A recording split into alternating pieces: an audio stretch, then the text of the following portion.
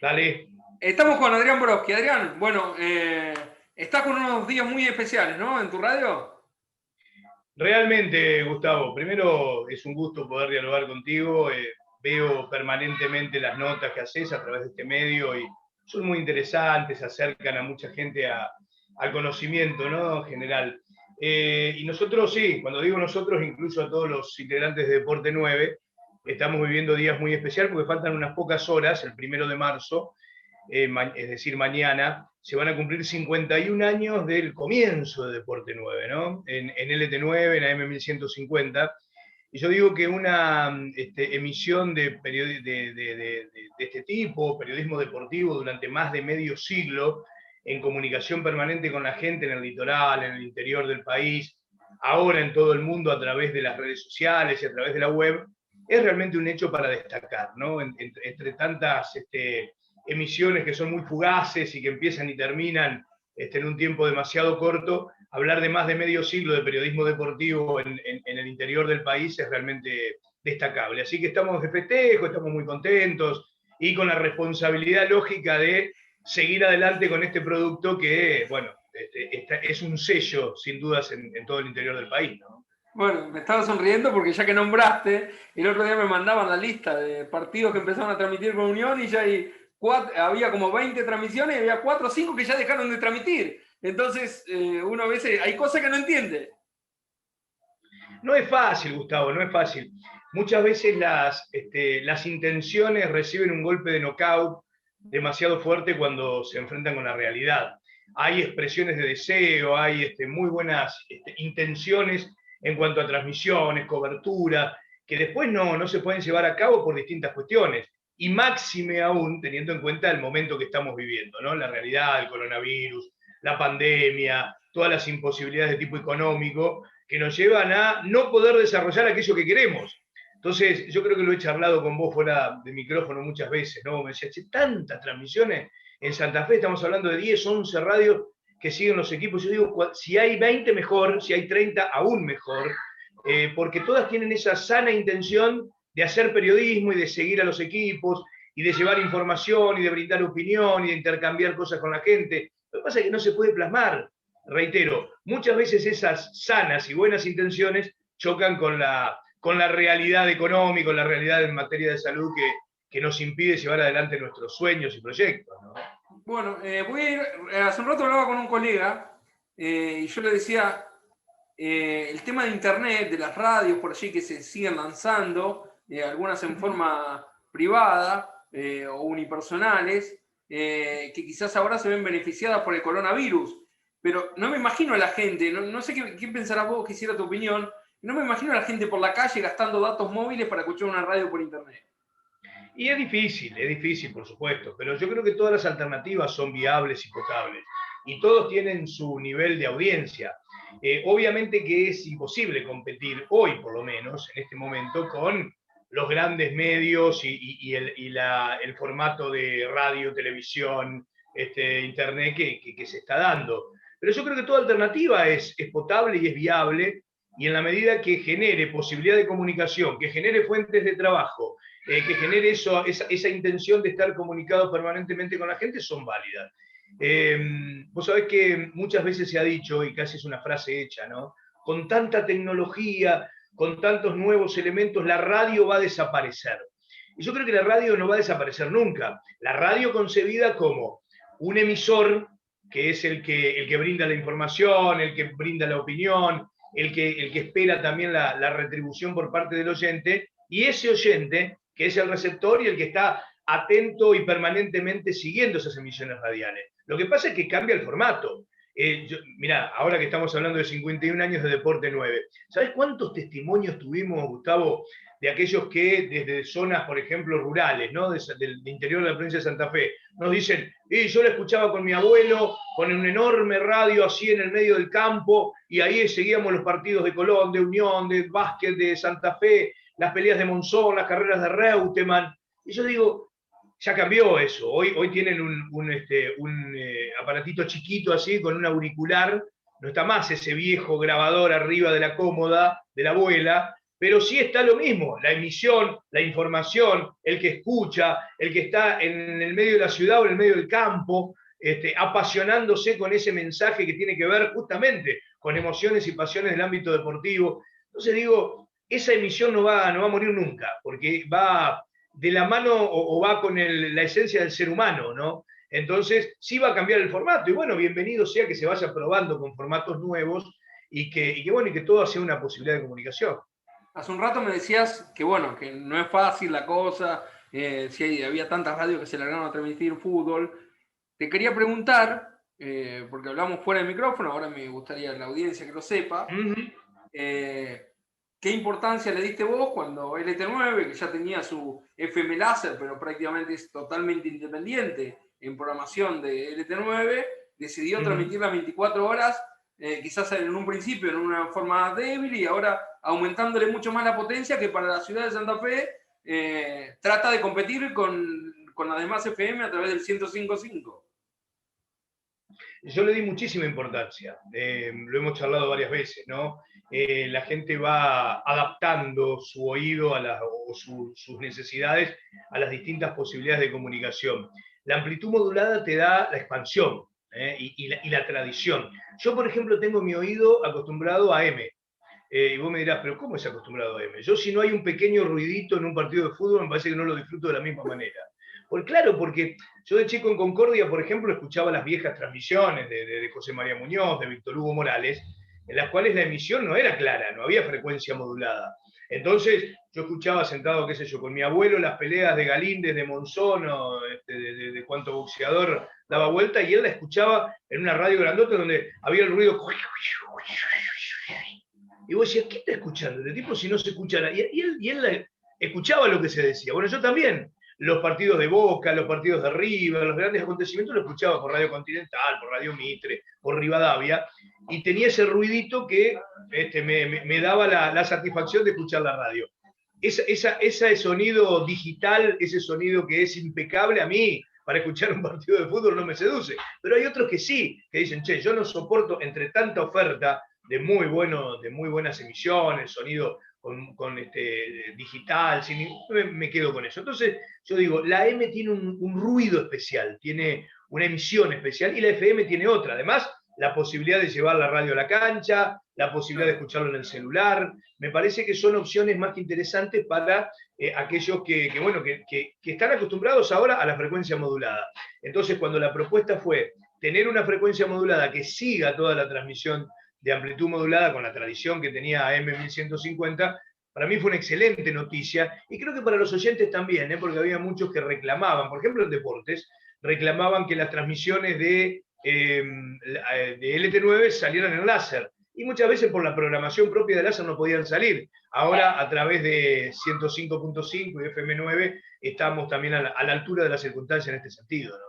No es chivo, pero es un gran amigo, como José Luis Barragán, ex arquero de Colón, no sé si lo recordarás. Ajá. Tiene un negocio mayorista en el centro, y él me decía que ya ha dejado mucho de venderse las radios comunes, en mucha menor medida, y que mucha gente ahora escucha la radio por el celular sin gastar datos móviles, que tienen la posibilidad de escuchar, que viene solamente FM. Sí, vos sabés que yo creo que es un buen ejercicio para aquellos que estamos permanentemente haciendo programas.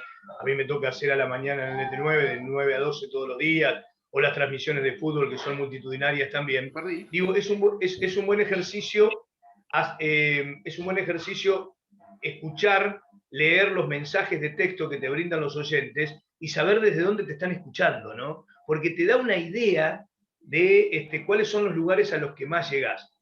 Hay mucha gente que los escucha en su lugar de trabajo, escucha la radio en sus oficinas, en los hospitales, en las estaciones de servicio. Hay mucha gente que transitando por las rutas argentinas pone la radio para viajar. Aquellos que van en el auto en la ciudad y que van escuchando la radio. Muchos taxistas, colectiveros, y después obviamente a través de otros sistemas o a través de otra modalidad en distintos lugares del mundo, ¿no? Pero yo digo, bueno, a ver, ¿cómo escucha el tipo que quiere escuchar el LT9 y que va en el auto? Él escucha por la radio del auto en AM. El taxista escucha la radio del auto en AM. Claro. En distintos lugares del interior del país están en la casa, la señora está haciendo los quehaceres en su casa y está con el radiograbador prendido en AM. Entonces digo, hay muchos lugares en donde todavía se escucha AM como se escuchaba antes, que era la única posibilidad. Sí, Y otros, otros lugares en donde sí se escucha frecuencia modulada, o a través de la aplicación, o a través de internet. Entonces, digo, uno tiene que estar preparado y atento para llegar a todos esos lugares, ¿no?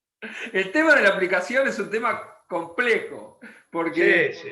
No hay, si la gente prefiere 3 o 4 radios, los celulares a veces no tienen capacidad. Entonces es preferible darle mucha más difusión, por ejemplo, a la página oficial del ET9, para que la gente no se encapsule o a veces no le entra en la capacidad de la aplicación. Y recién hablabas vos de lo que era en otro lugar del país, o la señora que está trabajando ya maneja el Wi-Fi y también te tiene la posibilidad de escuchar brillantemente por internet, o los trabajos aquí en la ciudad. Te quería preguntar, porque es un tema muy polémico, Unión tiene bastante pasos más agigantados, Colón está muy lento en el tema prensa. ¿Vos crees que a veces también hay algo de culpa en los periodistas, a veces en cómo manejan las redes, el Zoom, si saben utilizar los Zoom, porque a veces se echa la culpa a los prensa? Bueno, Unión prácticamente no tiene fallas, Colón tiene fallas enormes, y los periodistas a veces se sale un micrófono abierto. Sería bueno a veces que se hagan cursos para mejorar. Vos me decís que permanentemente te estás informando, seguramente a la mañana, como cualquier periodista, te levantás más temprano para leer cables, noticias, diarios. ¿Vos crees que sería bueno que los periodistas traten de mejorarse también en esto del Zoom que llegó para quedarse, por ejemplo, el Key? Varias cosas. Primero, yo no me levanto a la mañana temprano a leer cables y noticias porque sigo toda la noche por ahí, ¿viste? O sea, ¿Sí? yo creo que sí, muchas veces me sorprendo siendo las 4 o 5 de la mañana y todavía estando en distintos sitios de internet o en mirando programas de televisión de todo el mundo como para estar informado, porque es una responsabilidad que tenemos los periodistas de estar informados, de saber qué pasa, de tener todo el cúmulo de información para poder brindarla y para poder opinar. Yo siempre digo que la opinión, Gustavo, querido, es más o menos valedera de acuerdo al grado de información que vos tenés.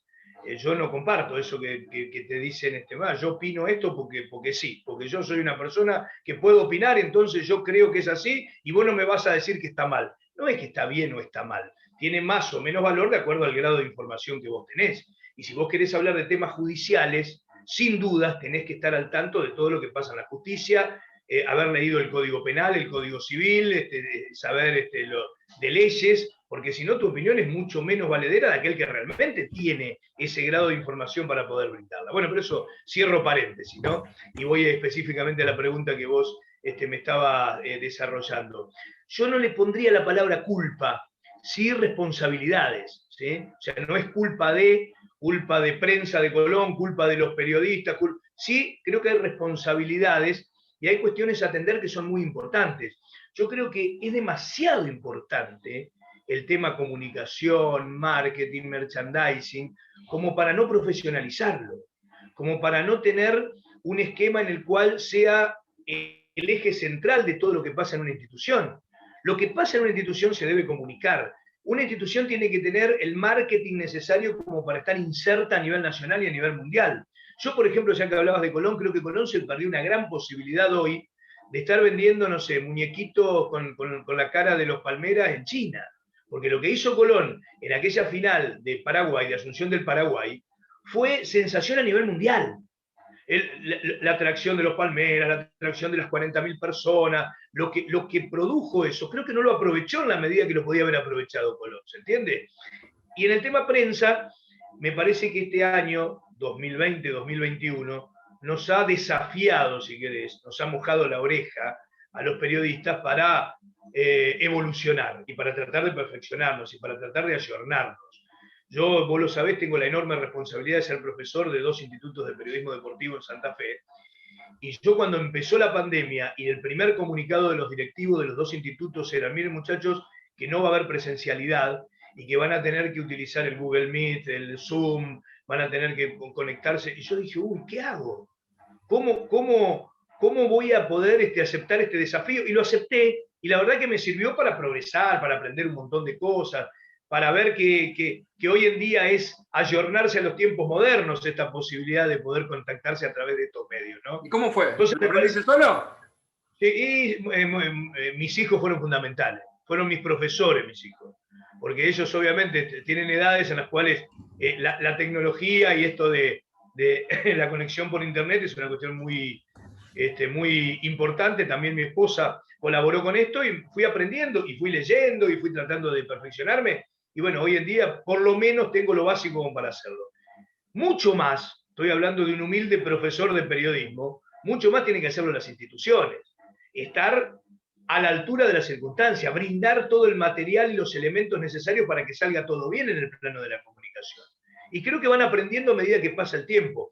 Pero no se pueden dar el lujo, ni Unión, ni Colón, ni Boca, ni River, ni Claypole, de no darle la importancia que merece la comunicación. Y entonces que vaya saliendo más o menos como nos podemos ir arreglando en una conferencia de prensa cuando Colón juega acá o allá, cuando Unión es visitante.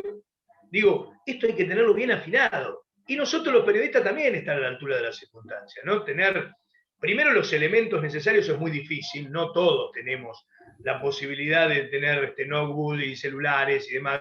Vos sabés que hay medios que tienen realmente muchas necesidades y es difícil poder estar a la altura de la circunstancia en cuanto a conectividad y en cuanto a elementos, pero en la medida de lo posible tratar de también tener todo lo necesario y toda la capacitación necesaria para poder estar digamos, en sintonía en estos momentos tan difíciles para la comunicación por el tema de la pandemia, ¿no?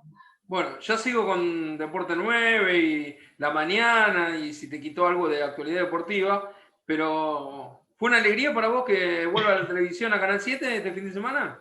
Sí, enorme alegría. Yo siempre fui muy defensor de la gratuidad del fútbol. Fui defensor, yo empecé en el año 2010 en Fútbol para Todos y estuve hasta 2017, es decir, estuve 7 años, pero hay un antes y un después, ¿no? ¿Sabes por qué aclaro esto?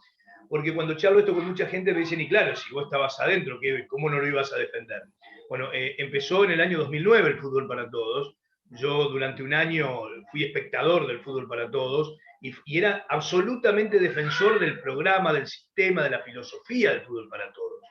Una vez que terminó ese programa en el año 2017, también seguí siendo defensor de que alguna vez pudiera volver a insertarse un programa de este tipo. ¿Sabes por qué? Porque yo creo que es el Estado al servicio de lograr equidad en la población, lograr igualdad de posibilidades. El fútbol es demasiado importante en nuestro país como para no tenerlo en cuenta y no darle la posibilidad a aquellos sectores más vulnerables, de mayor pobreza, no darle la posibilidad de acceder a él en forma gratuita. Para mí es indigno el hecho de decir, miren, yo como Estado no tengo nada que ver, arréglense ustedes, porque yo no me voy a meter en las cuestiones privadas. Es indigno que una persona, por no tener el dinero suficiente, tenga que ir a mirar un partido de fútbol, como dice el tango, la ñata contra el vidrio en una estación de servicio o en una casa de electrodomésticos, porque en su casa no tiene la posibilidad de ver los goles de Colón, de Unión, de Boca, de River. Y sí está escuchando que el vecino, porque tiene 600, 800, 1000 pesos para pagar el codificado, lo está viendo. Parece que es indigno eso, tratándose del fútbol, porque otros me dirán, bueno, pero, y entonces también que sea, no sé, filarmónica para todos y que escuchemos música clásica. Está bien, todo tiene su arraigo cultural, pero el fútbol es una cuestión para los argentinos determinante, va en la esencia, va en el ser de nosotros. No nos juntamos generalmente los domingos, Gustavo, a ver la orquesta no sé, la filarmónica de la ciudad de Paraná, todos reunidos. Nos juntamos a ver un partido de fútbol. Entonces digo, es una cuestión cultural, en él está inserto también la geografía argentina, la historia, un montón de cosas que forman parte de los argentinos. Entonces digo, el Estado tiene que estar presente. Tiene que estar presente como así, diciendo, muchachos, tienen la posibilidad de ver partidos de fútbol en forma gratuita. No tienen que irse a la casa del vecino a pedirle permiso para ver de lejos el gol de Boca, lo tienen en su casa, nosotros se los damos. ¿Hubo errores en aquel Fútbol para Todos en cuanto a la administración? Sí, hubo un montón de errores que creo deben subsanarse si es que vuelve un sistema más o menos parecido para poder continuar con esto. Pero yo digo, la filosofía, de que el Estado le dé la posibilidad a los sectores más vulnerables de tener la gran chance de ver a través de la pantalla libre y gratuita los partidos de fútbol, me parece una cuestión importantísima y lo festejo largamente, sí. Bueno, ya que hablamos de fútbol para todos, porque lo he escuchado en muy pocas entrevistas y sé que es prácticamente un amigo tuyo, ¿está bien Marcelo Araujo? Sí, sí, Marcelo está bien.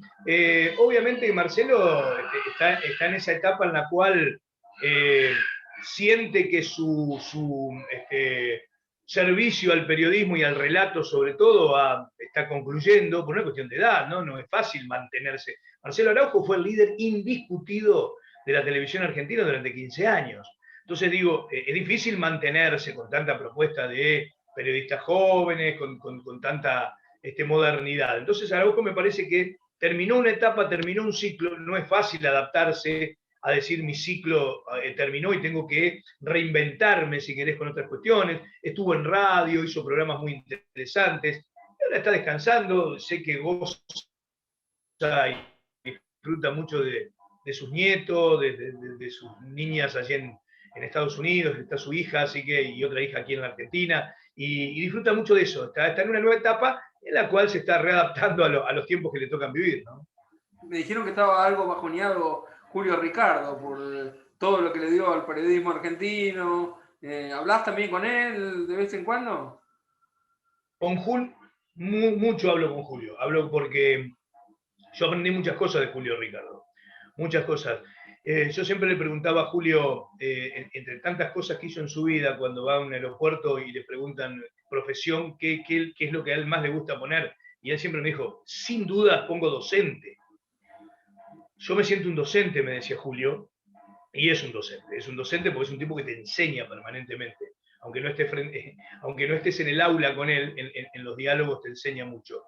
Y Julio también es la misma situación de Marcelo, es decir, le dio muchísimo al periodismo deportivo de la Argentina. El padre de él fue el creador de la primera escuela de periodismo deportivo en nuestro país. Él estuvo años y años con programas de muchísimo éxito, con transmisiones de fútbol, siendo comentarista, siendo docente en esta materia. Y entonces ahora estar alejado de los medios causa esa sensación de angustia y de ausencia, ¿no? Pero yo creo que a todos nos va a pasar, Gustavo. Todos llega un momento en el cual tenemos que graciosamente ir despidiéndonos de las cuestiones que siempre llenaron nuestro corazón y nuestra vida. Te vuelvo a llevar a la actualidad. ¿Qué opinión tenés? ¿Va a seguir por un par de días más este tema? ¿Las vacunas VIP? ¿Cómo te tocó? Me parece que es un tema muy grave. Creo que la corrupción dentro del Estado es una cuestión que hay que combatir permanentemente. Creo que lo que se hizo desde el Ministerio de Salud es una cuestión que no se puede dejar pasar por alto, que no se puede volver a la vieja metodología de decir, y bueno, pero es un buen ministro, es un amigo de la casa, es un hombre que aportó mucho a la salud. No, cometió un error y un acto de corrupción y tiene la responsabilidad para la cual hay que actuar rápidamente. Creo que hay que destacar primero esto, lo negativo, es un hecho de corrupción, es un hecho en el cual estamos todos insertos, ¿sabes por qué? Porque esto perjudica a quién, y a la mamá, la abuela, la tía, la vecina, que está esperando ansiosamente ser vacunada y sabe que otros se le van por el costado y entran en la puerta y no hacen la cola. Entonces aquel que no hace la cola o aquel que le dice vení, pasá por esta puertita, son, por supuesto, dignos de una acción tendientes a sancionarlos. Eso primero. Y segundo, me parece que el gobierno actuó con rapidez y con convicción, porque otra podía haber sido la postura del presidente, ha ocurrido en otros gobiernos, en los cuales se dice, bueno, vamos a investigar el caso, vamos a ver cómo se desarrollan los hechos, estamos haciendo las actuaciones correspondientes para ver qué responsabilidad le cabe a cada uno, y mientras tanto, como es amigo, se queda en el lugar. Creo que el presidente inmediatamente, cuando se enteró de la situación, dijo, no, esto no amerita otra cosa que pedirle la renuncia al ministro. Entonces, es un claro ejemplo de la convicción que tiene el gobierno para combatir la corrupción, ¿no? Y me parece que este es el camino. Es difícil controlar a todos los funcionarios en un gobierno determinado, llámese kirchnerista, peronista, radical o del PRO, o albertista. No se puede controlar a todos, pero sí creo que estas decisiones de actuar rápidamente ante actos de corrupción son las que marcan el camino, ¿no? Las que dan la pauta de cuál es la actitud del gobierno ante una situación determinada. ¿Vos crees que se van a calmar las aguas después del pedido de renuncia a Ginés? Las aguas se calman siempre, Gustavo. Hay hechos, hay actos de corrupción de todas las épocas. Esto, reitero, no es del gobierno de Alberto, ni del de Mauricio Macri, ni del de Cristina. O sea, es de todos, pero de ninguno como patrimonio exclusivo. La corrupción dentro del Estado o dentro del gobierno, dentro de los funcionarios, estuvo presente desde siempre, ¿no? ¿Sabés cuál es la posibilidad que tenemos ahora, creo, para aprovechar? Justamente nosotros, los medios de comunicación, que podemos exponerlo, que podemos denunciarlo, que podemos visibilizarlos. En otras épocas, hechos de corrupción quedaban tapados porque nadie se enteraba. Hoy en día nos enteramos de todo lo que pasa a cada instante. Entonces me parece que no se puede prohibir la corrupción. No hay una ley que diga a partir de este momento se prohíbe la corrupción, se prohíben los hechos ilícitos. Sería bárbaro, ¿no? Pero no existe esa posibilidad. Entonces, ¿qué existe? ¿Qué posibilidad existe? Sancionar los hechos que se producen. ¿Cómo hace el Código Penal? El Código Penal no prohíbe matar a otra persona, pero sí brinda sanciones. El que matare a otro tendrá entre 8 y 25 años de prisión. El que estafare a otro tendrá entre tanto y tanto. Bueno, lo mismo digo yo, hay que hacer en estas clases de actos corruptos. El que practicare un acto corrupto tendrá esta sanción. Y así me parece se va a ir depurando, ¿no? Yo no hablo de la integridad o de la funcionalidad que ha tenido Ginés González García, porque de acuerdo a lo que me han dicho permanentemente, fue un hombre que trabajó mucho por la salud pública durante toda su vida, lo que yo pude investigar, pero estos actos son imposibles de disimular. Entonces está bien que sean sancionados y te reitero, me parece que este es el camino y esta es la fórmula, el sancionar, pedir la renuncia a aquel que no se comporta de acuerdo a lo que uno pretende sean funcionarios públicos. ¿Te ayudó, te quitó algo al periodista deportivo, el programa de interés general que haces a la mañana?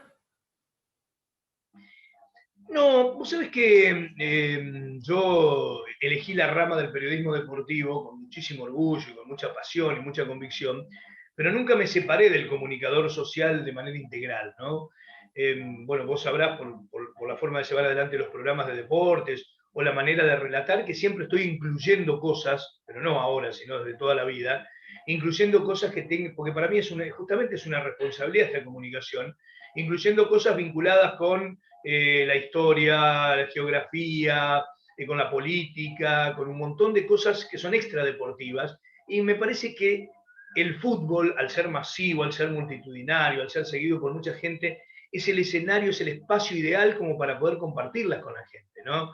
Yo creo que un jugador de fútbol nacido en Charata, Chaco, o en Concepción del Uruguay, Entre Ríos, merece ese lugar que vio nacer a ese futbolista, que sea difundida sus condiciones de vida, su historia, sus fiestas populares, los personajes del lugar. Y traté de hacerlo cuando estuve en Fútbol para Todos, permanentemente, hablando de dónde eran oriundos los jugadores, o qué cuestiones se podían disfrutar en ese lugar.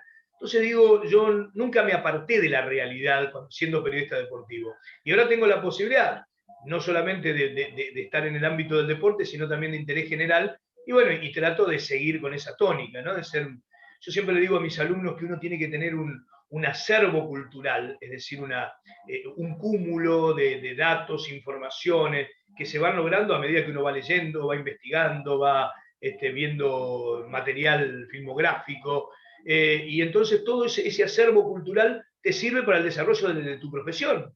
No importa que vos seas periodista deportivo, y entonces decís, ¿de qué me va a servir conocer, qué sé yo, las capitales de Europa? Te va a servir un montón.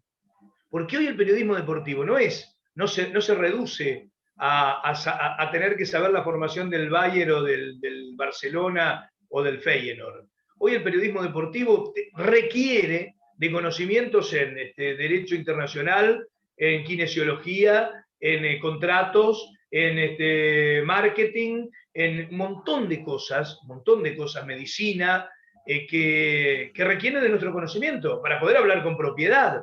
Entonces digo, uno tiene que lograr ese nivel cultural necesario como para poder volcarlo en la actividad que desarrolla.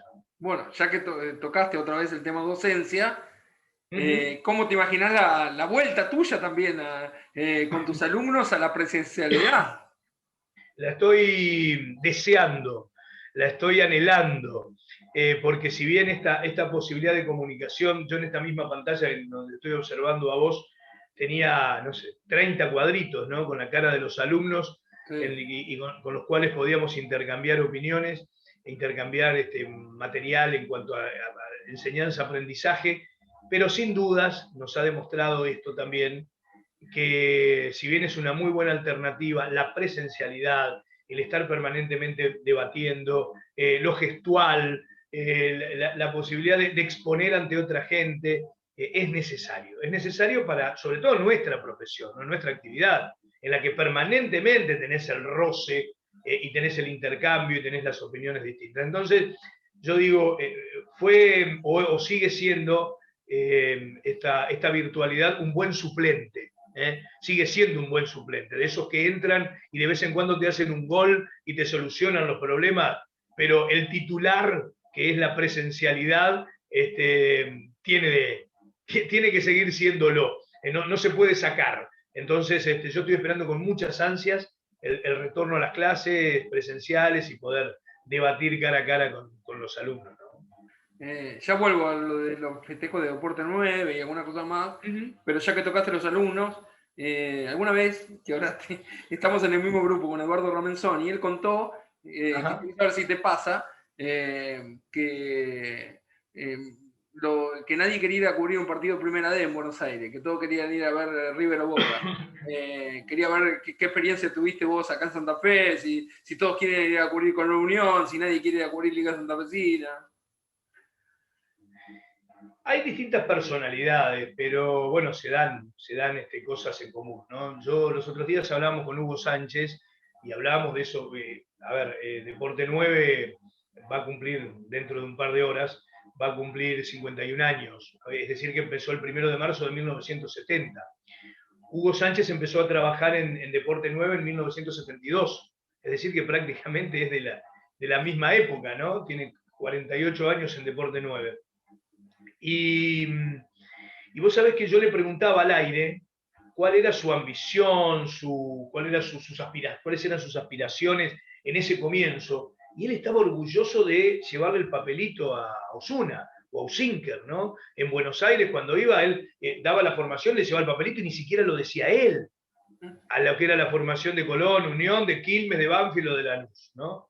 Entonces, ese orgullo que le duró durante un tiempo prolongado, es decir, yo formo parte del equipo Deporte 9 y mi función es cebarle el mate al relator y llevarle correctamente el papelito con las formaciones, te iba haciendo aprender, te iba haciendo escuchar, te iba haciendo subir en cuanto a tus pretensiones, porque después, pasado un tiempo, decía, yo ya voy a dejar de escribir y voy a decir yo la formación. Y pasado el tiempo decía, y por ahí puedo colaborar con el comentarista para aportarle otros datos. Pero no existía la ansiedad que hay hoy, que yo veo en los chicos, en los alumnos, de que llegan y a los 5 minutos en la radio quieren ser el relator del ET9. ¿Sabés por qué?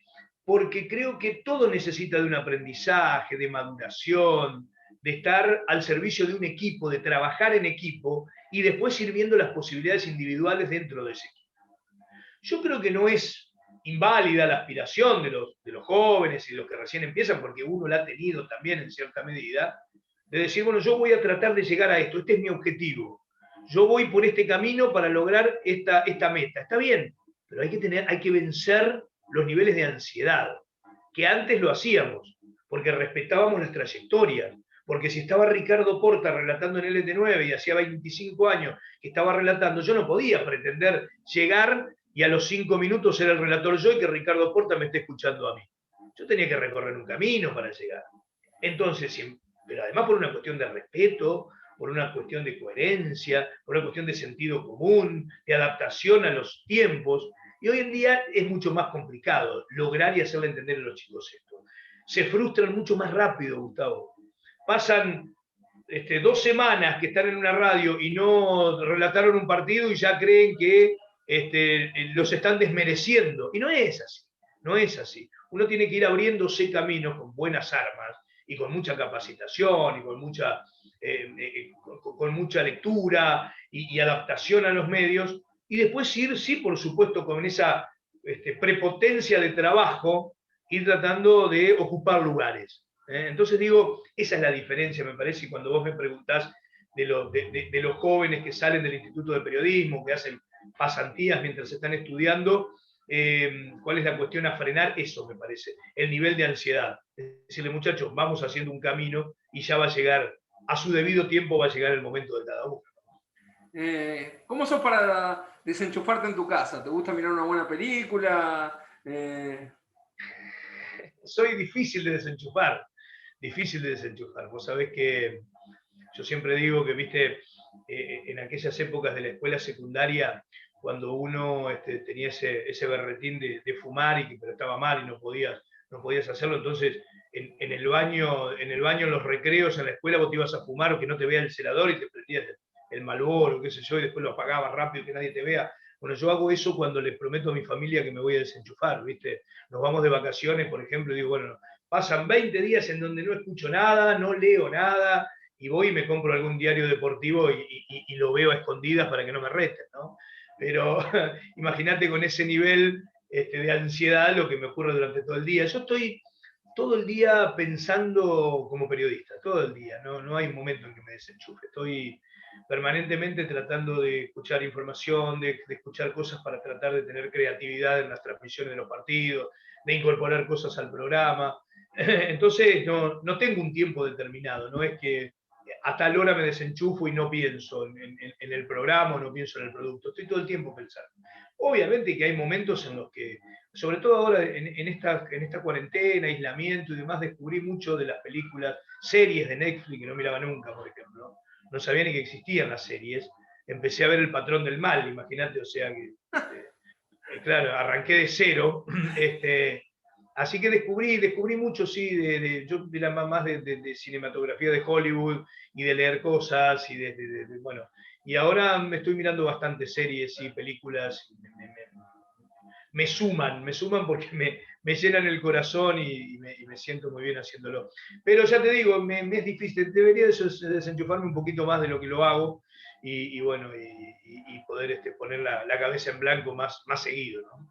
Y ya que estamos en este tema de espectáculos, cine, ¿y te enganchás en el programa a veces cuando una columnista opina de espectáculo, aportás cosas, tratás de aportar algo? Permanentemente. Yo, mirá, el tiempo pasa tan raudamente que uno por ahí no puede creer, ¿no? Cuando habla de comienzos o de un tiempo atrás, y te parece que, eso sí que como dice el dicho, parece que fue ayer y fue hace mucho tiempo. El 20 de marzo vamos a cumplir 4 años del programa Dame Radio por LT9, ¿no? De 9 a 12.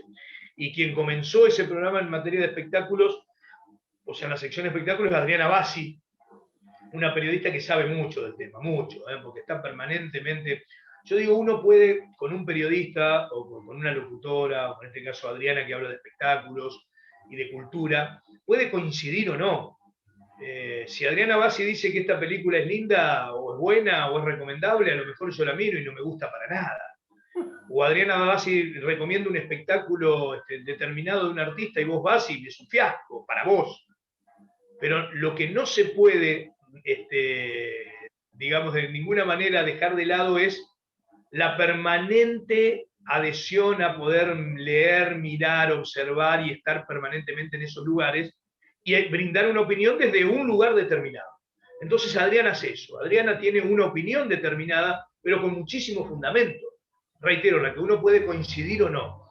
Entonces nosotros, hasta ahora continúa Cristian Fernández y va a seguir Celina Pérez también con este tema de cultura y espectáculo. Yo estoy permanentemente intercambiando mensajes y llamados telefónicos, por los cuales digo, bueno, a ver, ¿a qué nos vamos a abocar mañana? ¿Cuál es el tema cultural más importante del programa? ¿Cuáles son las efemérides? ¿Quién es el cantante que cumple años o que falleció un día como el de mañana? Entonces vamos a darle un poquito, vamos a buscar la historia de ese cantante, vamos a meterlo en un contexto determinado, que no sea un tema de Gardel tirado hacia la marchanta en un momento del programa. Vamos a meternos en la vida de Gardel, lo que significó para el país, cuándo vino a Santa Fe, encontrarle la pata santafesina. Entonces sí, me engancho mucho, aprendo mucho también, porque escuchando a aquellos que son especialistas en cultura y espectáculo voy aprendiendo, voy viendo otros costados de la cuestión, por ahí hay, no sé, a uno le gusta cómo un artista toca la guitarra, y cuando te cuentan la historia del tipo, cómo empezó, de dónde es, cómo llegó a tocar la guitarra, uy, che, qué groso que es esto, ¿eh? Yo solamente le prestaba el oído, pero no le voy a prestar la cabeza y el corazón también a este tipo. Entonces, digo, todas esas cuestiones son muy lindas y me engancho mucho, sí, claro. Bueno, ¿de qué se van a tratar los festejos de estos 51 años de Deporte 9? Yo le decía a los oyentes que paradójicamente nosotros cumplimos años, pero le regalamos cosas a los oyentes, ¿no? Parece mentira. El cumpleañero no recibe regalos, pero mirá, ya empezaron los festejos. A través de la página www.lt9.com.ar hay una sección en la que uno puede hacer clic y te aparece el equipo ideal de Colón y de Unión de todas las épocas. Yo creo que esto es lo que más nos atrae a los futboleros. ¿Quién no hizo? Yo lo contaba al aire los otros días.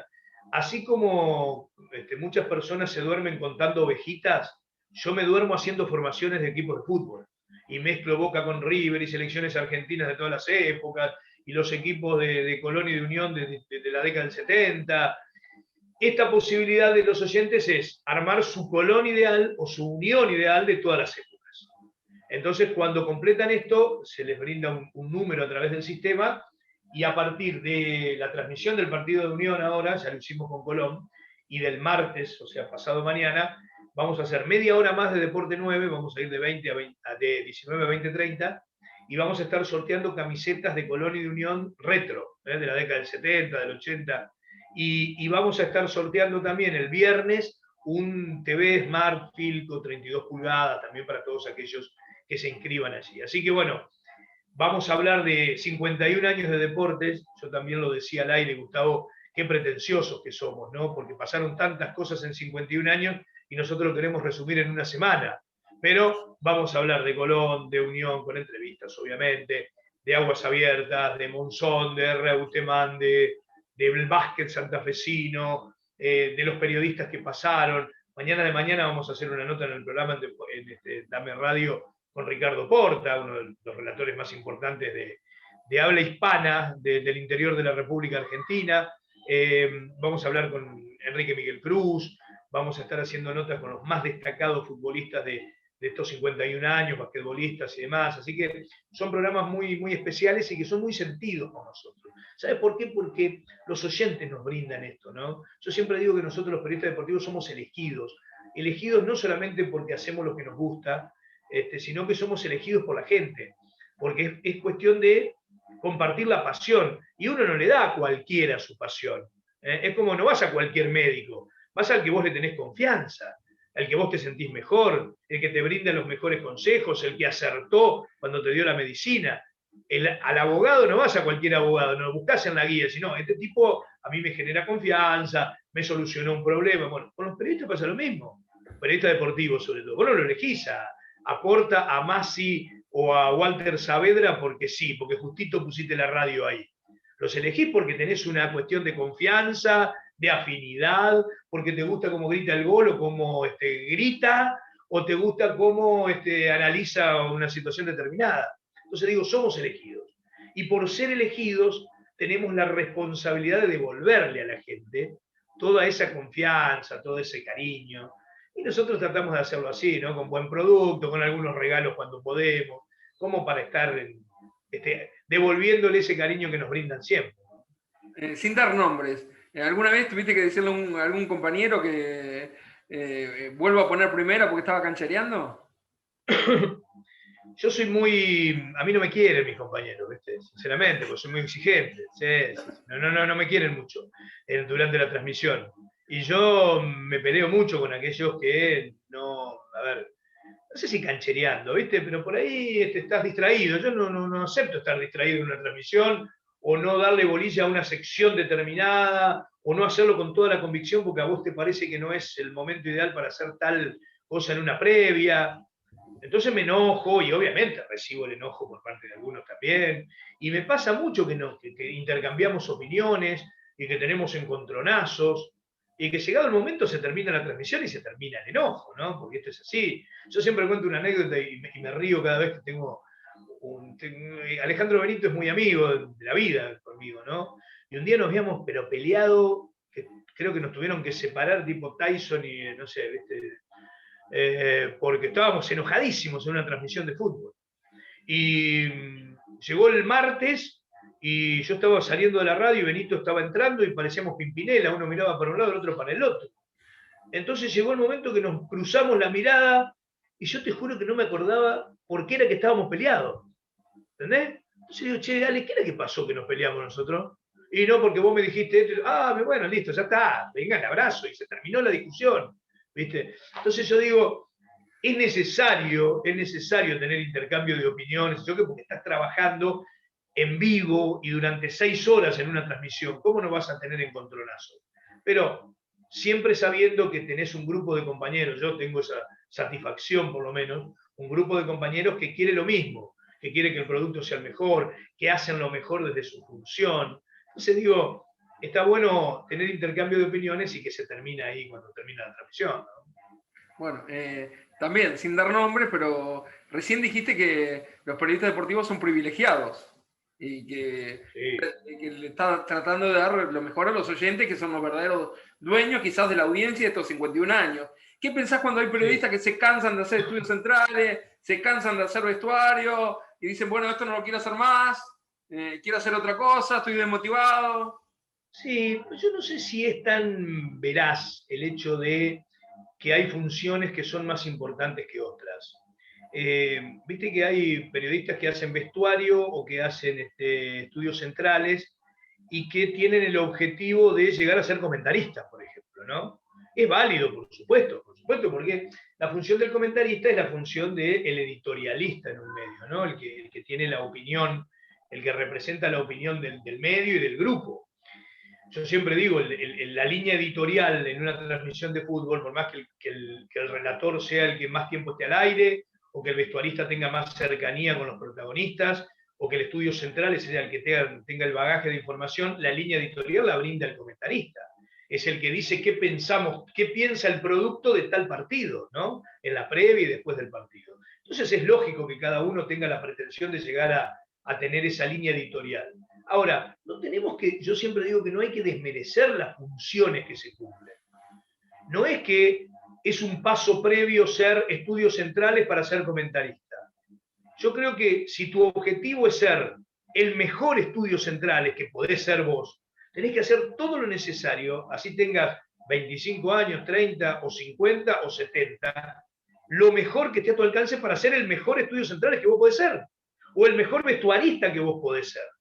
Lo que pasa es que hay muchos periodistas, y reitero, me parece válido, que dicen, no, yo ya no tengo edad para ser vestuarista.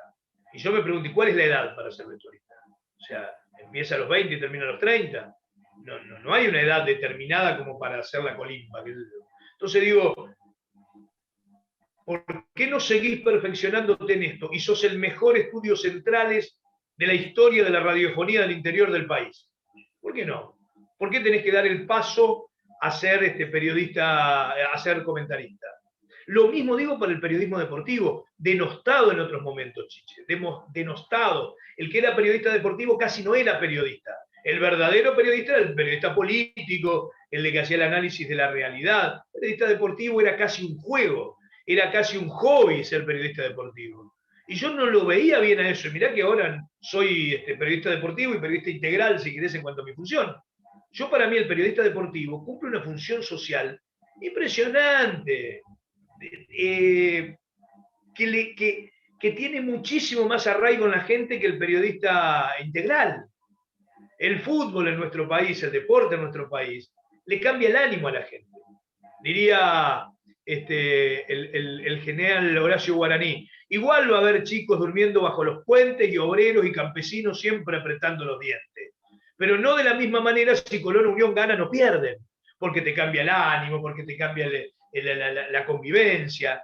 Entonces digo, es tan importante el deporte como elemento cultural, como valores que brinda, como posibilidad de salir de la pobreza de mucha gente, un montón de cosas, que ser periodista deportivo no es ningún desmérito, al contrario.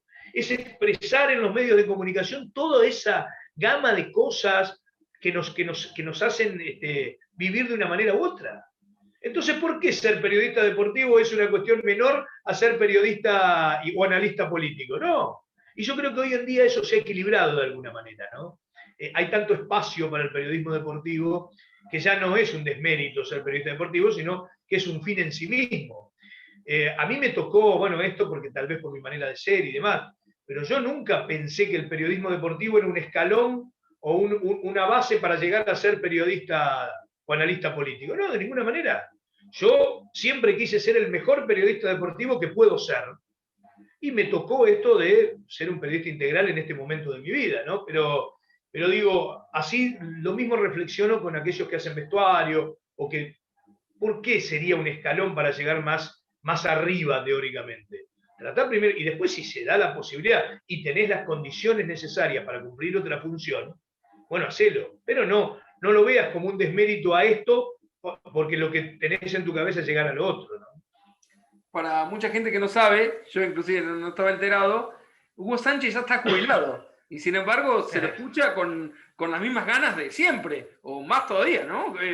Contanos un poco. Hugo Sánchez llegó a la jubilación. Hugo Sánchez tiene, que no escuche esto porque es coqueto y no dice la edad. No, sí la dice. Tiene 69 años, Hugo, es decir, que hace 2 o 3 años alcanzó la edad de los 65, más los años de aporte, como para jubilarse. Pero Hugo está en su mejor momento. Yo creo que la maduración periodística de Hugo Sánchez, habiendo cumplido distintas funciones, Hugo también, bueno, es un ejemplo del que fue campo de juego, estudios centrales, vestuarista, pasó a ser relator y ahora es comentarista. En su etapa de comentarista, que ya tiene muchos años, yo creo que está en su mejor momento.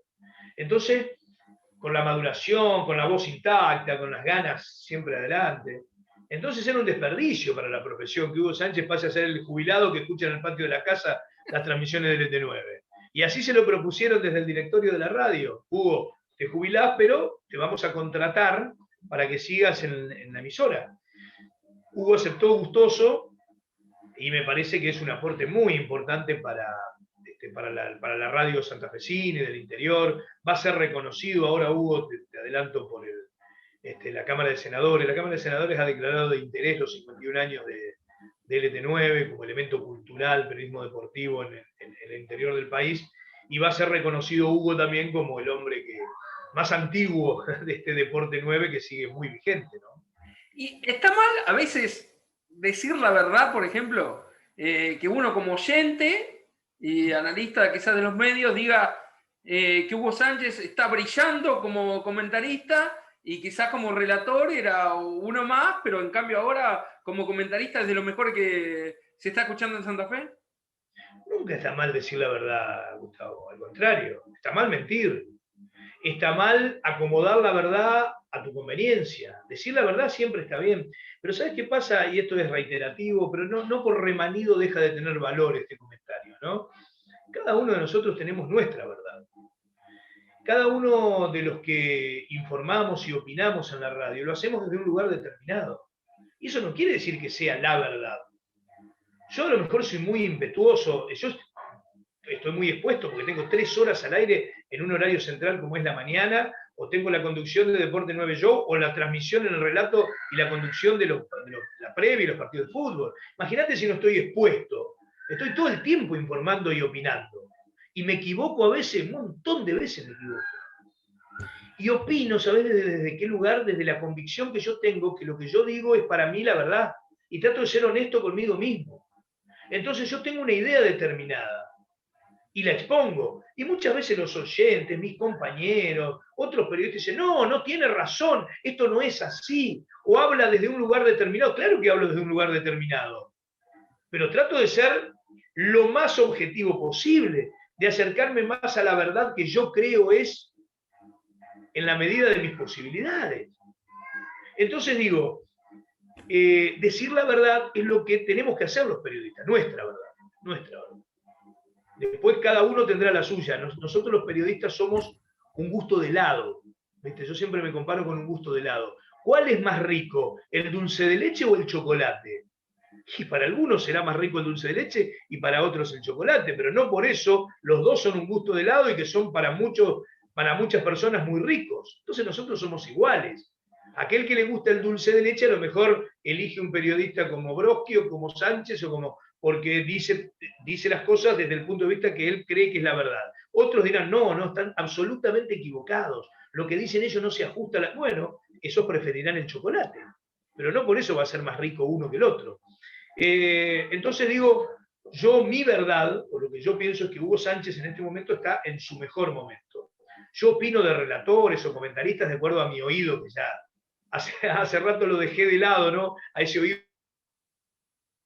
punto de vista, y digo, tal relator me gusta mucho más que tal otro, pero no por eso ese relator va a ser el mejor o el otro es muy malo, no, es lo que me gusta o me deja de gustar a mí, simplemente, ¿no? Igualmente, Hugo también puede dar clase de periodismo porque vivió un momento en Rivadavia trascendental cuando se fueron, después de la muerte de Muñoz, se fueron Juan Carlos Morales y García Blanco y él quedó al mando de una edición deportiva histórica en Argentina. Aquellos jóvenes que por ahí no tienen por qué saberlo con tanta precisión como los que ya tenemos algunas canas, pero deben saberlo, y sobre todo si son periodistas y periodistas deportivos, deben saber que allá por la década del 70, la oral deportiva, el Mundo Campañale y las transmisiones de Radio Rivadavia ganaban 9-1 en audiencia. O sea, de cada 10 argentinos que escuchaban la radio, 9 lo escuchaban a José María Muñoz y a Radio Rivadavia. Algunos me dirán, ¿y porque no había muchas emisoras? Bueno, pero ocupaban ese lugar. No tenía la culpa José María Muñoz de que no haya frecuencia modulada ni haya internet. El tipo estaba en un lugar preponderante y lo aprovechaba. Después, en 1981, cuando vino Víctor Hugo, sin dudas le empezó a dividir la audiencia y empezó a mostrar otro estilo, otro modelo de relato y de transmisiones deportivas que tuvo mucha aceptación y mucha pregnancia en muchísima gente. Entonces, en aquel momento, década del fin de los 80, 90, Hugo Sánchez fue parte de ese equipo deportivo de José María Muñoz. Entonces, vaya si ha tenido trascendencia en cuanto a su carrera. Además, Gustavo, yo recién te contaba, una persona que en 1972 empezó a hacer periodismo, estamos hablando de casi 50 años. Es imposible, si vos no tenés condiciones periodísticas, esto lo excede a Hugo, ¿no? Yo digo cualquier otra persona, no te podés mantener en una actividad durante 50 años si no tenés condiciones para esa actividad. Que no es lo mismo que gustarle a la gente, ¿eh? No es lo mismo. Si vos sos carpintero y durante años haces mal las sillas que se te destartalan y no podés ser un tiempo carpintero, después no podés seguir siéndolo más porque la gente no te va a comprar sillas que se rompen. Entonces pasa lo mismo con los periodistas. Si vos no tenés ciertas condiciones, convicción y vocación para desarrollar tu actividad, sos efímero. Pasa un tiempito y desaparecés, no estás en ningún medio, porque no tenés la convicción para seguir. Ahora, si hablamos de 50 años de trayectoria, de 40 años de trayectoria, es porque realmente algo hiciste bien como para mantenerte ahí arriba, ¿no? Y además, por ejemplo, en el caso de Hugo, en una estructura como la de Deporte 9, que también ha sido líder durante muchos años en la audiencia, ¿no? ¿Y lo sigue siendo? Y yo creo que hoy hay mucho más propuestas. Hoy, a ver, antes era más fácil de medir, porque en la década del 70, en la década del 80, escuchabas el LT9, escuchabas el LT10. No había otra posibilidad. Entonces, si vos le preguntabas a 10 personas y 7 escuchaban el LT9 y 3 escuchaban el LT10, era fácil hacer el cálculo, ¿no? Estamos 70-30 y listo. Ahora, con todas las alternativas que hay, es más difícil hacer una medición. Pero yo creo que también, así como hablé personalmente de Hugo Sánchez, hablo del producto Deporte 9, no es fácil mantenerse 50 años y seguir estando ahí en el tapete. Puede ser número 1, número 2, número 3, después otra vez número 2, después número 1 y después número 4. Pero estar ahí en el podio no es fácil. Que hayan pasado tantos relatores de primer nivel, como Ricardo, como Walter, como Gustavo Orsato, como Miguel Pérez, un montón de relatores realmente de buen nivel, habla a las claras también que el producto es atractivo, ¿no? Y que lo hicieron grande también, grandes relatores, comentaristas, Osuna, Usinker, Hugo, Facundo Ruiz Díaz, Enrique Miguel Cruz. Yo te hago un desafío. ¿Cuántos periodistas de hoy que tienen arriba de 50 años no pasaron alguna vez por Deporte 9? Muy poquitos, muy poquitos. Porque vos buscás por el lado de, no sé, de Piñata, Petinari, por el lado del Tano Piccinino, por nombrar alguno que se me está viniendo a la cabeza ahora, y todos estuvieron en alguna oportunidad en Deporte 9. Y yo creo que a cualquiera que le preguntés han aprendido cosas de la estructura de Deporte 9. Entonces, me parece que eso también habla a las claras de el lugar, ¿no? De lo que significa Deporte 9 para la radiofonía del interior del país. ¿Alguna vez te la creíste? Sí, sí. Cuando empezaba. Y trato de brindarlo como ejemplo a los alumnos. Aunque viste que a todos nos ha pasado que si tu abuelo o tu viejo te dio un consejo, hasta que vos no lo vivís, crees que te dicen porque estás en otra época y que a vos no te va a pasar. Si mi viejo me decía, mirá que este celular está caliente, no lo toqué, yo lo primero que hacía era tocarlo para ver si era verdad, y me quemaba. Entonces es difícil decir las cosas y que los jóvenes no lo hagan porque vos se lo dijiste, es muy difícil. Pero uno cumple con lo que debe ser. Yo cuando empecé a relatar tenía, no sé, 20 años.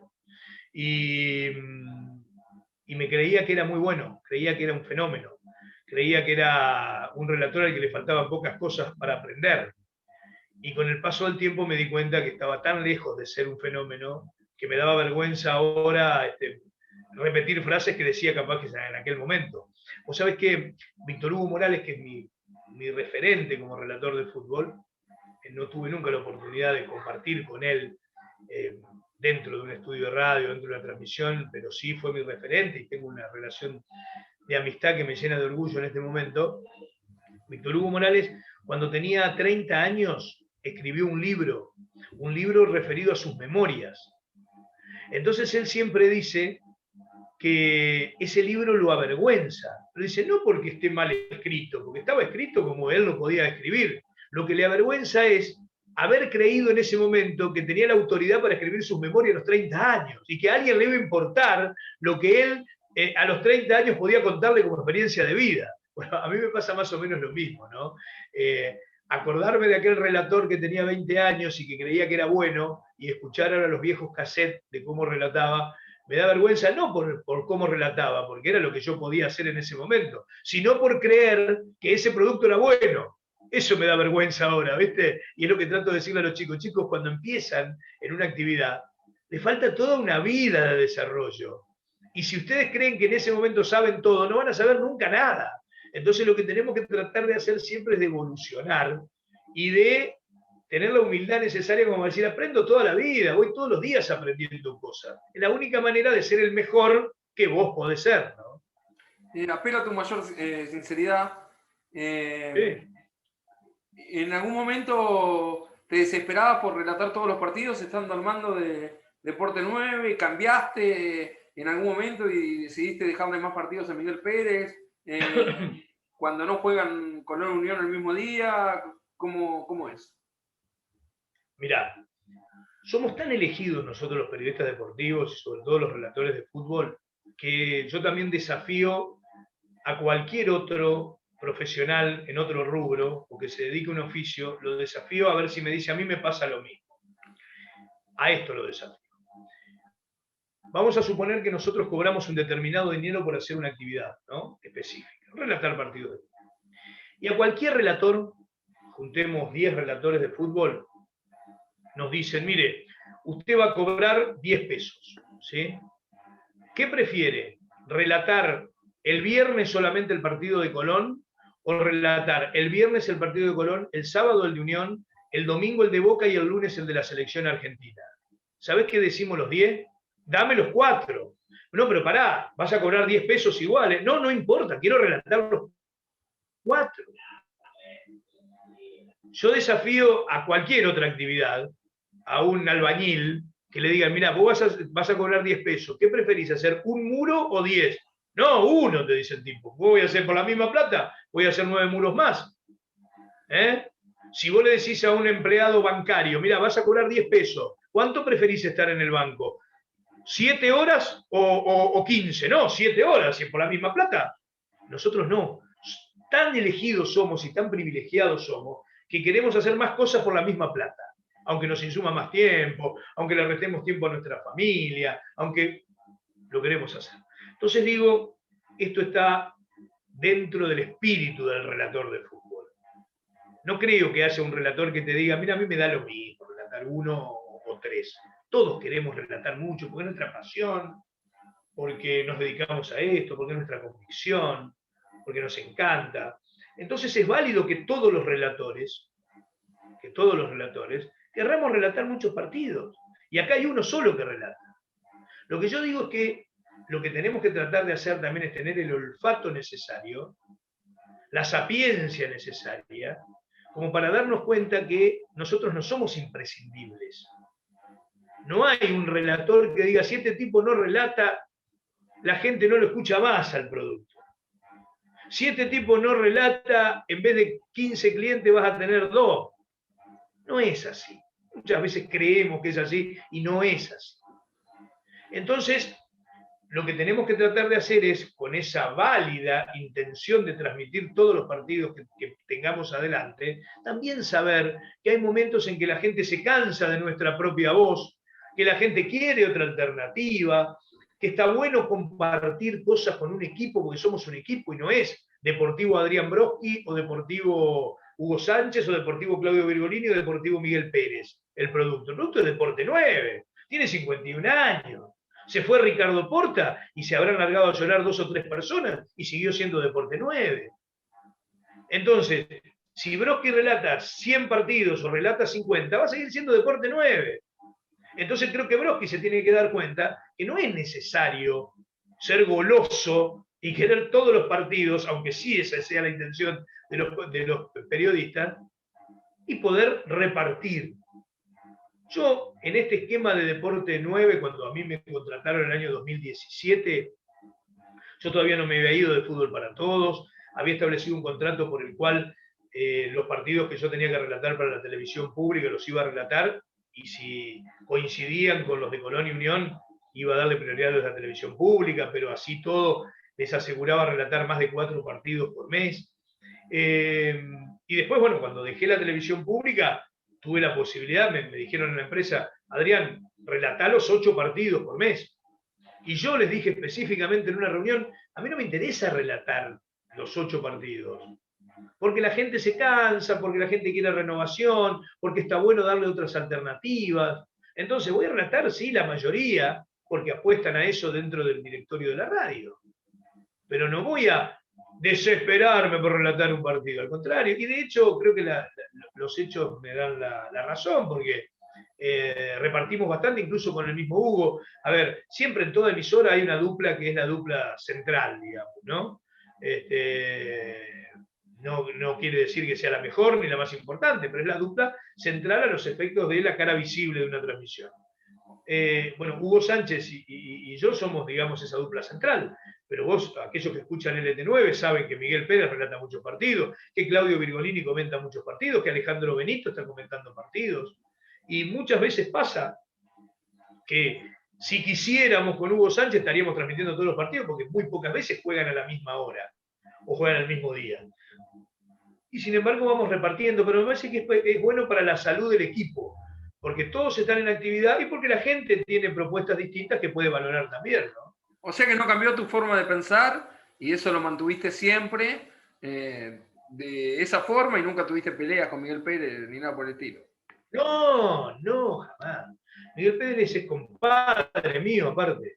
Es el padrino de mi hija, nos llevamos muy bien. Miguel a lo mejor en algún momento debe querer más partidos para relatar, porque es lógico, porque es válido. Yo en su momento competía con Gustavo Borsato también, y por ahí quería más partidos, y él quería más partidos.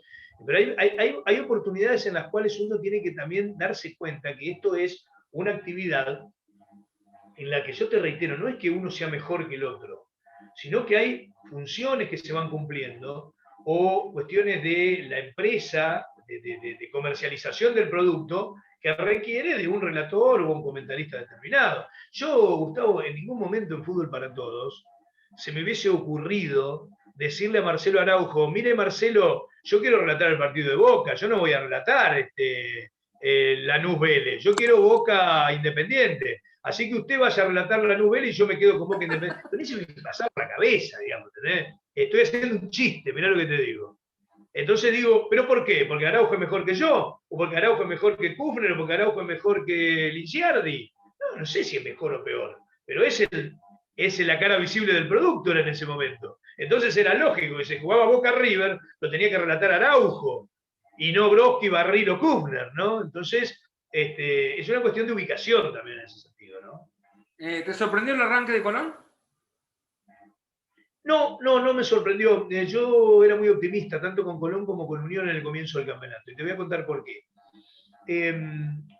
Al estilo de los funcionarios públicos, de los políticos en campaña preelectoral, en donde se prometen cosas que son más o menos la misma siempre. Yo te invito a escuchar un discurso de Alfonsín en el 83 y uno de Alberto Fernández en el 2019 y son más o menos iguales. Hablan de seguridad, hablan de salud, hablan de economía, y te dicen más o menos los mismos lineamientos. Después algunos cumplen más y otros cumplen menos. Los dirigentes de fútbol son iguales. Cuando vos escuchás en una pretemporada, al comienzo de una pretemporada, el discurso de los dirigentes es el mismo. Te dicen, este año vamos a mantener la base del equipo anterior, vamos a traer 3 o 4 refuerzos de categoría, de esos que se ponen la camiseta y juegan, y vamos a valorar nuestras categorías inferiores, nuestras formativas, y así le vamos a dar lugar a los pibes. Así vamos a conformar nuestro equipo. Bien, dicen los que están escuchando el discurso de estos políticos, ¿no? Ahora, llega el momento del comienzo del campeonato y esa base no la mantenés. ¿Por qué? Y porque los mejores jugadores que tuviste lo tientan de los equipos grandes del exterior y se van. Los 4 o 5 mejores que tuviste te lo vendieron. Esos 4 o 5 refuerzos de categoría que vienen para reforzar el equipo y para darle calidad se transforman en 10 o 12 que de dudosa procedencia. Algunos que vienen lesionados, otros que jugaron en Boca y en River, pero hace 15 años atrás. Entonces, de esos 12 o 13 que vienen, 2 juegan y los otros los estás mirando como entrenan. Y para los pibes nunca hay lugar, nunca es el momento. O porque aspirás a pelear el campeonato y decís, no va a pelear el campeonato con pibes, o porque está peleando el descenso y te dices, no, pero ¿cómo lo vas a exponer a los pibes a jugar cuando se requiere de hombres para eso? Entonces, hacen siempre lo mismo y no podés pretender tener resultados distintos y hacer siempre lo mismo. Si vos que nadás de la misma manera, con la misma intensidad en el movimiento de brazo y de pierna, 25 metros la pileta, y ponés, no sé, 10 segundos, y si nadás de la misma manera, siempre va a ser 10 segundos. No podés decir, che, ¿cómo no hago 8? ¿Y qué va a hacer 8 si hace lo mismo? Entonces en Colón y Unión pasa eso. No cumplen con esa premisa preestablecida y nunca son campeones. Y muy pocas veces tienen objetivos cumplidos como copas internacionales. Entonces no es mucho secreto esto, no hay una cuestión mágica de decir, che, ¿por qué Newell's? ¿Por qué Arsenal? ¿Por qué Argentino Junior? ¿Por qué Lanús? ¿Y por qué hacen cosas distintas? Entonces, este año, este campeonato, por lo menos con un 66% de eso que prometen, se cumplió. Tanto en Colón como Unión hubo muy pocas ventas. Vos fijate que la base de los dos equipos es la misma. Si vos ves la formación, salvo Trojansky en Unión, por ejemplo, o Vigo en Colón, no hubo grandes, no se vendieron 5 jugadores de los titulares. Entonces se mantuvo la base. Los pibes tuvieron lugar en los dos.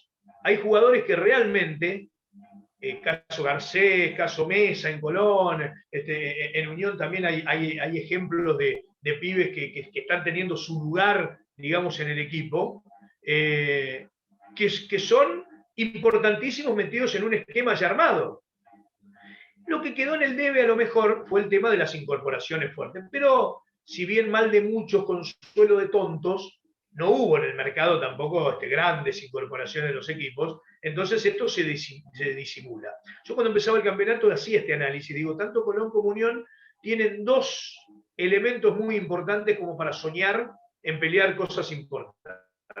Uno es, reitero, mantener la base del equipo anterior, en donde están incluidos los técnicos, y lo otro es darle trascendencia a los jugadores que vienen de divisiones inferiores y que pueden insertarse de buena manera en el equipo. Y hasta ahora, si bien recién comienza, uno tiene que describir la realidad, a Unión desde lo futbolístico aunque no logró victorias, le está yendo bastante bien, superó a sus dos rivales ocasionales en lo futbolístico, y Colón es un equipo que uno puede cuestionar algunas cosas del funcionamiento, pero ganó los 3 partidos, no tiene goles en contra, tiene 8 goles a favor, es decir que me parece que los dos están muy bien encaminados. Dos reflexiones sobre lo que decías. ¿Cómo puede ser que Unión venda tan mal y Colón la pega casi siempre? Sí, yo creo que vende mal Unión, es verdad. No lo acepta el presidente. Viste, cuando vos le decís, te dice, bueno, pero son las reglas del mercado y eso es lo que pagan por un jugador. Mentira que pagan poquito por un jugador. Hoy, si vos aspirás a un goleador o un delantero como Soldano, por ejemplo, y hoy tenés que, si Colón Unión quieren un delantero del tipo Soldano o del tipo Trojansky, y tenés que hablar de 4 millones de dólares, 5 millones de dólares. Entonces digo, ¿por qué vos lo vendés en 1 millón y cuando te lo quieren vender a vos te piden 4? ¿No? Entonces me parece que sí que Unión no vende bien. Tal vez por la necesidad. Me parece que las comisiones directivas de ambos equipos son muy personalistas, muy dependientes de una billetera, como se dice habitualmente, y esto conspira contra un esquema organizado en cuanto a la comercialización institucional, sea de futbolistas o de construcción de estadios o lo que sea. Cuando vos dependés de una sola persona, SPAN es el que pone la plata en Unión. Ahora yo te pregunto, ¿y qué otra cosa hace Unión? ¿Cuáles son las estrategias de Unión para generar divisa? Cric, cric, cric, cric, cric, cric. No sé, lo que le da la televisión y los sponsors, pero no hay. No es un accionar de Unión en torno. No hay. Y a mí me contaron alguna vez, por ejemplo, ¿te acordás cuando lo vendieron a Mauricio Martínez? En Unión, que estaba la gran mayoría de la comisión directiva en contra de la decisión de SPAN de venderlo a Rosario Central. Entonces SPAN, en esa reunión de comisión directiva, decía, no, SPAN, el pibe va a jugar los Juegos Olímpicos 2016, era, y va a jugar los Juegos Olímpicos de Río, el pibe tiene mucha proyección de futuro, la selección argentina y demás, no lo podemos vender en este momento. Entonces SPAN dijo, bueno, miren, necesitamos 2 millones de dólares para pagar todo lo que tenemos que pagar. Y eso es lo que va a entrar por Mauricio Martínez, o 1,5 millones. Vamos a hacer una cosa, pongamos un poco cada uno y no lo vendemos. Entonces ahí lo podemos retener. Cuando se dio vuelta estaba más solo que Mayweather de arriba del ring, ¿no? Entonces, ¿qué tenés que hacer vos cuando formás parte de una comisión directiva y alguien te corre con la billetera? Y tenés que agachar la cabeza y decir, bueno, si es el hombre que pone la plata. Y eso pasa.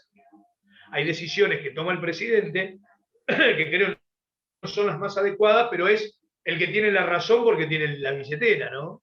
Y entonces hay decisiones que no son acertadas, pero que son las únicas que se pueden tomar. Y está claro que Colón vende bien, ¿no? ¿O no? Colón vendió muy bien. Colón vendió muy bien. El negocio que hizo con Vigo fue bárbaro.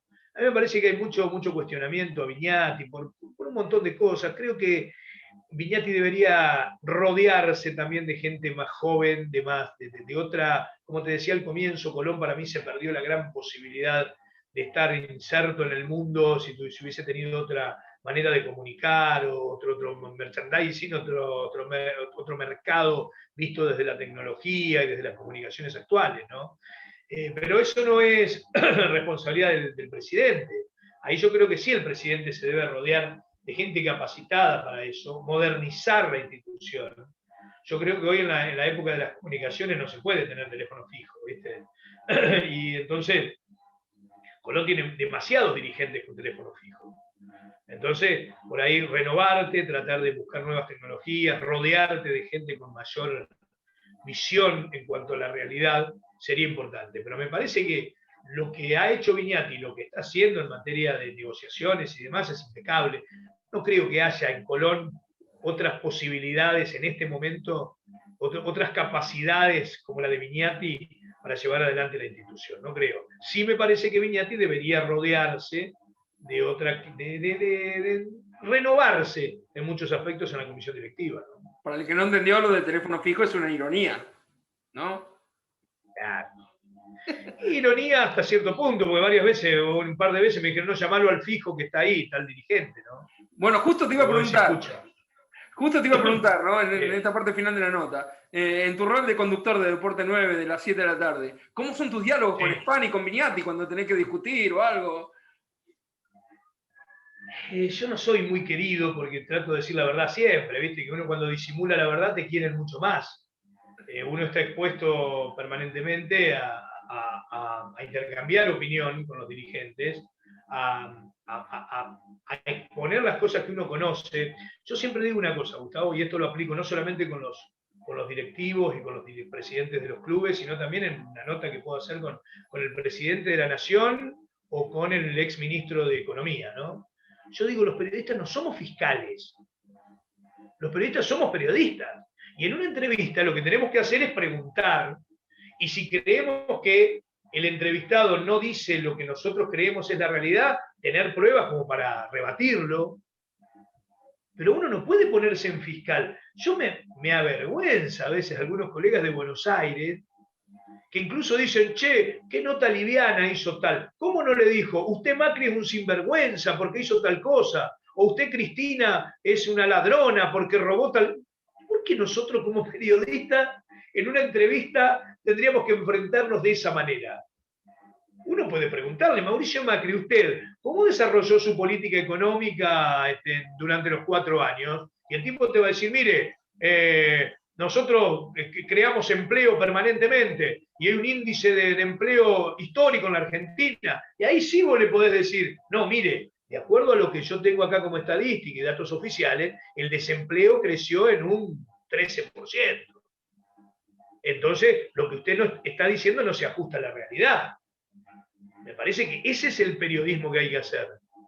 Otros pretenden, desde afuera, claro, que uno le diga, Macri, usted está mintiendo, es un mentiroso, es un ladrón. ¿Por qué habríamos de hacerlo así? Entonces yo hago lo mismo, sea con el expresidente, con el presidente actual, o con dirigentes de fútbol. Yo tengo un bagaje de información, como te decía al comienzo, por los cuales sé qué negocio hizo Unión, qué negocio hizo Colón, cómo se vendió tal jugador, cuáles son los resultados deportivos obtenidos en los últimos tiempos. Entonces yo con eso pregunto y no me callo nada. Pregunto y me enfrento. Y si el tipo me dice, no, mire, nosotros estuvimos a punto de ser campeones en el torneo anterior, le digo, no es así porque ustedes salieron décimos. Mentira que estuvieron a punto de ser campeones, no es así. ¿No? Entonces, eso te genera, o los comentarios que uno hace siempre desde su verdad, te genera, pero siempre desde el respeto, Gustavo. Yo nunca le falté el respeto, ni me faltaron el respeto a mí, ninguno de los dos presidentes, nunca me metí en la vida personal de los dirigentes, porque me parece que no es lo adecuado. Si yo critico a Viñati o a Spar, lo critico desde su función de presidente del Club Atlético Colón o del Club Atlético Unión. Si yo hablo de malos manejos, lo hablo dentro de la institución y no en su vida personal, familiar. Así que ese respeto me parece que lleva justamente a tener una relación amable con ambos, ¿no? ¿Te da bronca que no atiendan por ahí? No tienen la obligación de atender. Yo siempre digo que, a ver, en esta época de una comunicación tan fluida de los directivos para con los oyentes y demás, es necesario para ellos estar en comunicación, ¿no?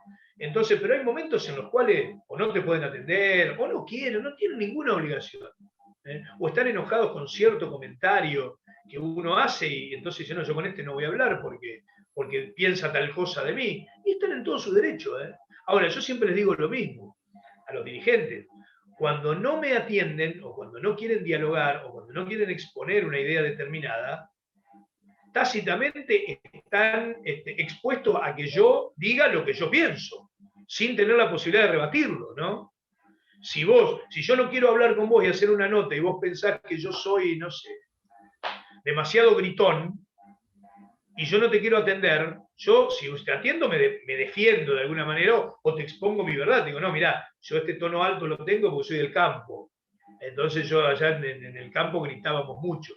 Y te estoy aclarando a vos, si querés, o a los oyentes la situación. Ahora, si yo no hablo, y vos decís que soy gritón, y soy gritón, y soy gritón, porque vos pensás eso, y se va a instalar en la gente que yo soy un gritón. ¿No es cierto? Es una metáfora lo que estoy diciendo, ¿no? Pero entonces lo mismo pasa con los presidentes.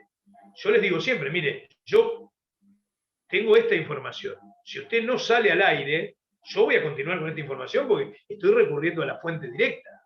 Por eso me contacto con usted. Ahora tienen todo el derecho de decir, no quiero hablar con la prensa o no quiero hablar con usted, Brockett, porque no me gusta su manera de preguntar.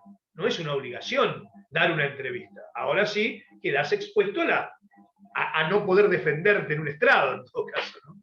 Una duda que me va a quedar a mí o a muchos que vean el video de YouTube. ¿Y con el caso Lerche nunca dijiste que era culpable antes que saliera el fallo de la justicia? En el caso Lerche, yo, bueno, con Lerche todavía tenía una relación tirante, sí, porque yo exponía todo lo que iba sabiendo de Lerche. Pero no, reitero, no como fiscal, yo no decía, Lerche, usted es un ladrón, usted le robó, no, yo decía, esto es lo que nosotros pudimos investigar en la justicia en relación a lo que está haciendo Lerche, o este manejo. A mí Lerche, y esto lo digo absolutamente con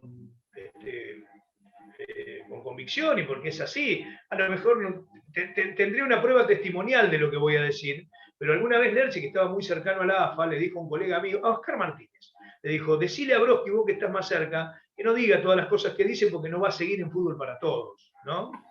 Me lo contó Oscar Martínez a esto en la cancha de Arsenal. Me lo contó así en un entretiempo. Me acuerdo que estábamos transmitiendo, creo que Arsenal Colón, obviamente sería, que le dijo eso. Entonces, yo, obviamente, no iba a dejar de decir las mismas cosas que decía o de actuar de la misma manera que actuaba, porque el presidente me había amenazado que me iba a hacer echar del laburo que yo tenía, ¿no? Aparte, bueno. Entonces, me pareció de mucha bajeza esa cuestión.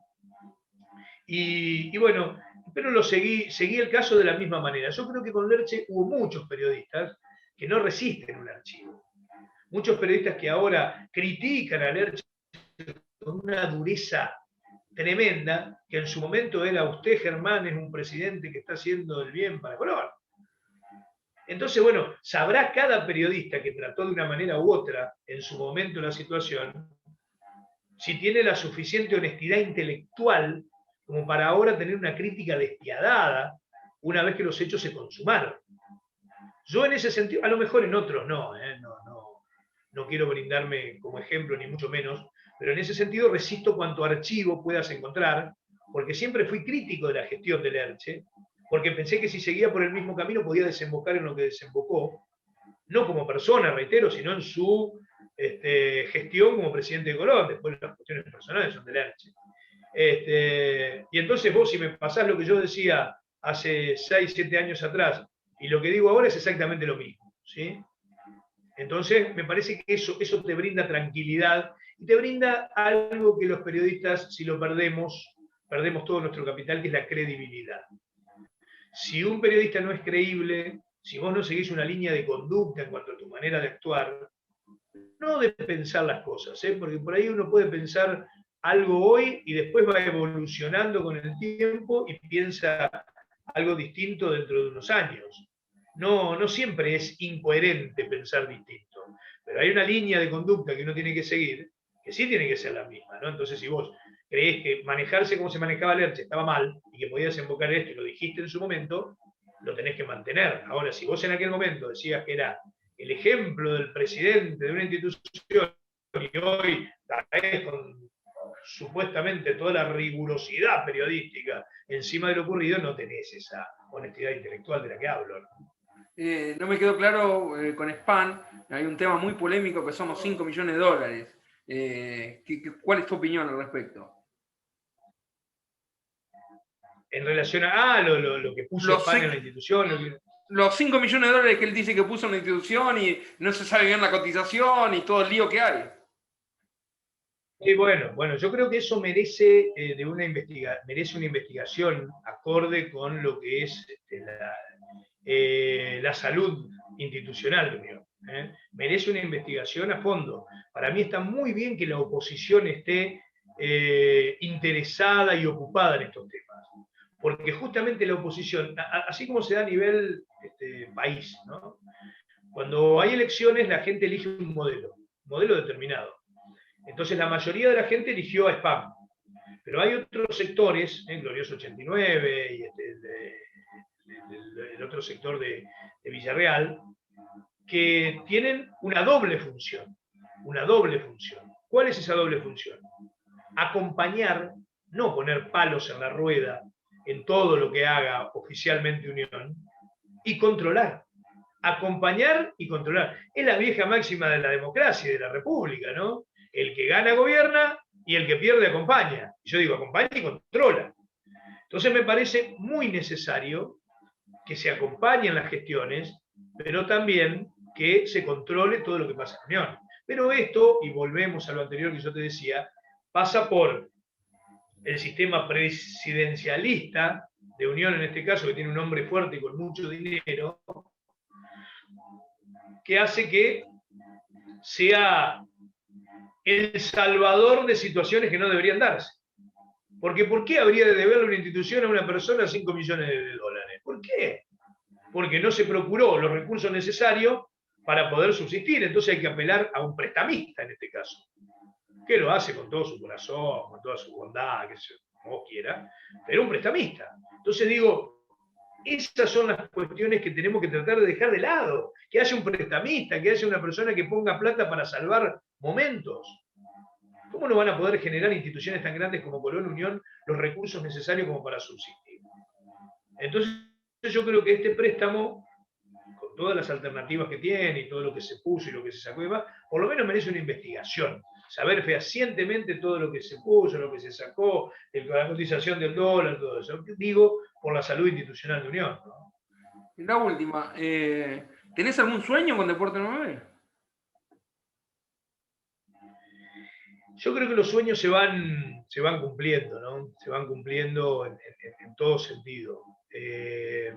Deporte 9 es un producto que está metido en el corazón de la gente. Si vos le preguntás a un futbolero qué es Deporte 9, en cualquier lugar de la provincia, ninguno te va a decir, no tengo idea. Todos te van a decir, sí, lo escucho, no lo escucho, me gusta, no me gusta, pero van a saber qué es. Es decir, es una marca registrada, ¿no? Yo creo que Deporte 9 tiene que continuar con esta manera de hacer periodismo deportivo, que a lo largo de los años hizo que pudiera tener tanta trascendencia, y sobre todo tenemos que seguir evolucionando cada uno de nosotros, y evolucionando como equipo, y tratando de, como en esta pandemia aprendimos, nadie se salva solo, todos tenemos que trabajar en equipo, bueno, hacerlo de esa manera, saber que somos un producto, que somos